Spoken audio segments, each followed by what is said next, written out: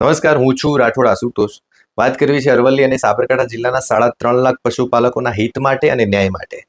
ગઈકાલે જે વાર્ષિક સાધારણ સભાનું આયોજન થયું, તો તેમાં નિયમ પ્રમાણે 15 દિવસ પહેલા લેખિતમાં જાણ કરવાની હોય કે આ વાર્ષિક સાધારણ સભાનો સમય, સ્થળ, તારીખ અને એજન્ડા જે ના કરવામાં આવ્યું.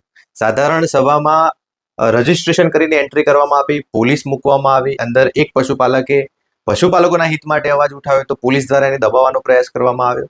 એટલે પહેલા તો એ કહેવા માંગુ છું કે ગુજરાતના સહકારી સંસ્થા અધિનિયમ 1961ના નિયમોની અને કાયદાની તો તમે ધૂળધાણી કરી નાખી છે.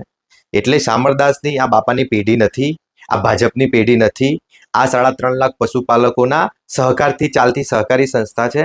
એટલે ખરેખર અહીંયા વાર્ષિક સાધારણ સભાનું આયોજન શું કામ થવું જોઈએ? તમારા ખર્ચની વિગત, તમારા આવક, તમે કઈ મશીનરીઓ ખરીદી, કયા સપ્લાયર પાસેથી ખરીદી, ઇવેન તમે શું શું ખર્ચો કર્યો, કયા પ્રમોશન, કયા કાર્યક્રમો પાછળ તમે કમિટીવાળા પણ ફરવા કયો ગયા, એની પણ રસીદો અને ઓડિટ રિપોર્ટ આ વાર્ષિક સાધારણ સભામાં રજૂ કરવાનો હોય. પણ નહીં, આ બધું ના કરવું પડે.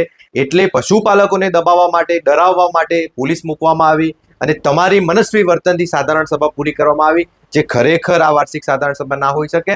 ખરેખર દરેક પશુપાલકોને, ચેરમેન, સેક્રેટરીને હું કહેવા માંગુ છું કે ઠરાવ કરો, આ વાર્ષિક સાધારણ સભા અમાન્ય ગણો. કેમ કે વહીવટી અને ખર્ચ અને તેમની ગુણવત્તા, આવક, તમામ વસ્તુ વાર્ષિક સાધારણ સભામાં આવરી લેવાનું હોય છે, જે આવરી લેવામાં આવ્યું નથી.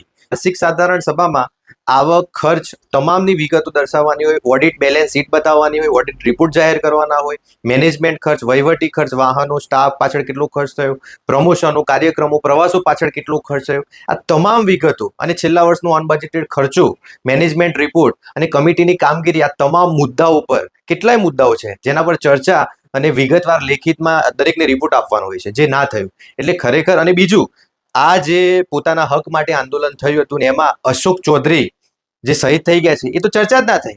સાબર ડેરીએ ખરેખર એમને 1 કરોડ શહીદ થયેલા અશોક ચૌધરીને 1 કરોડ રૂપિયા મુઆવઝાના આપવા જોઈએ, એ તો એની ચર્ચા ના થઈ. ખેડૂતો, પશુપાલકોના હિતની ચર્ચા ના થઈ. એટલે ખરેખર આ વાર્ષિક સાધારણ સભા ના હોઈ શકે. આનો વિરોધ નોંધાવો, દરેક મંડળીવાળા ઠરાવ કરો.